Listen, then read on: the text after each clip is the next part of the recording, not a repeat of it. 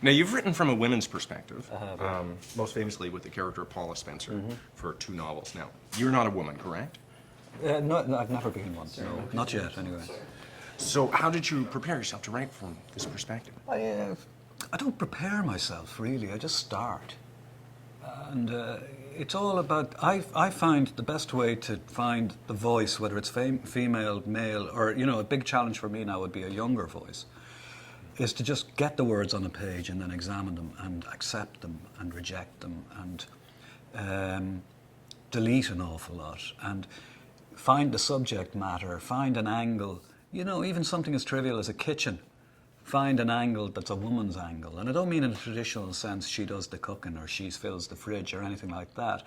I mean the perspective, the view of it. What does she do that's a bit different to how the male would work? Or what does she see, perhaps? Or, you know, who does she phone? Does she phone sisters or whatever? So gradually, the angle, the point of view becomes her point of view. But if you don't put the words down, it's not going to happen. So if I was to sit and prepare and try to think of, you know, how I'll do this.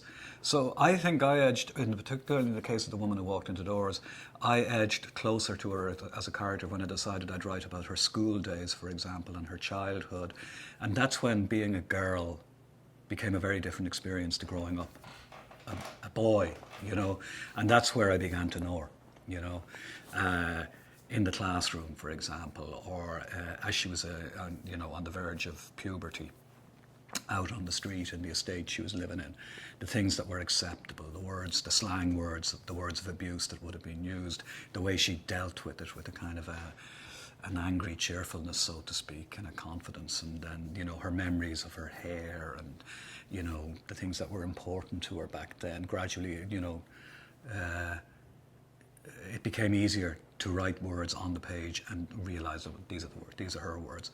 But at first it was a bit of experimentation, really. About a year's worth of experimentation in the case of Paula Spencer. It was a long time before I felt confident that I was writing her. But I think going back to her early days, it made it easier for me then to imagine her as a middle-aged woman. Right, okay. So giving her a strong background, Yeah, but the words, again, it's all about words. It's all about finding her words and not my words. And really, the biographical details help you get the words, but it's not the other way around, you know? So it's all about words, and I think if you can convince the reader that there's more beyond the words, that the words belong to somebody other than the author, in the case of the woman who walked into doors, that's the success of it, if it works.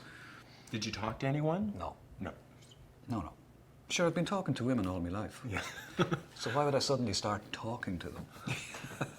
No, a certain amount of reading, because you know, as you go deeper in, for example, the difference between it being a man who's drunk at a bar by himself is somehow accepted. A pain in the neck, nobody wants to be near him, but it's somehow natural in a way.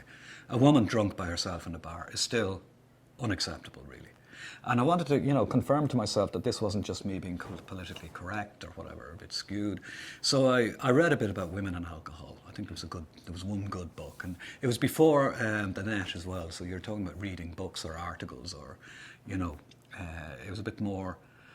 I think a lot of the research would have involved going places, into libraries, sitting down, reading, as opposed to going on to, you know, a quick look on Google. So I'd read a certain amount just to confirm that I was on the right track there. And a bit about domestic violence. But again, my gut feeling about it was actually correct. You know, I'd never experienced or witnessed it. I'd never seen anybody being struck in my own home, or, you know, either my own home now or my own home as a child. I'd never seen it. And I wondered about, you know, how emotionally somebody would respond to being, you know, to being hit. And then I suppose we'd like to think that somebody who was hit would immediately leave the house and protect themselves. And of course you're then asking, why doesn't this happen? And again, you just have to try and get closer to the experience, I suppose, and imagine, well, you know, if somebody you adore actually hits you and hits you hard, do you immediately switch off and walk out? Or do you hope that that's the first and only time it'll happen? And do you love them even more because they're so regretful and they're in tears and they'll say that it'll never happen again?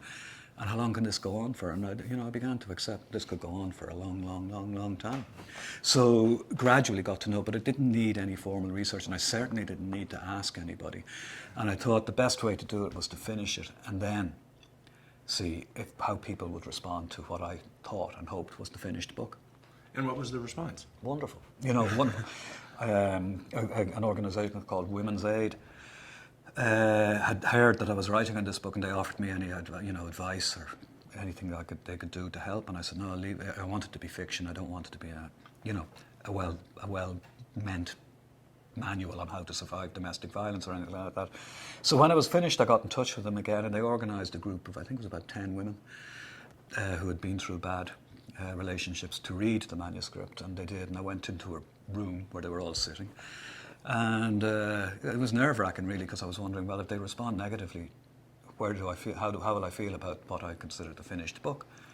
And the first question, the one woman, I can still see her. I met her several times since. And the first thing she said was, how did you get inside my fucking head? And I felt, well, that's grand. You know? And in a way, just a bit upsetting to realise you're in the company of people who've been badly scarred by this. But at the same time, the writer in me was whooping, you know. And I think they'd well understand that. So it was the response was really good. It was really, it was as much of a review as I'd ever need. So I knew the book was finished.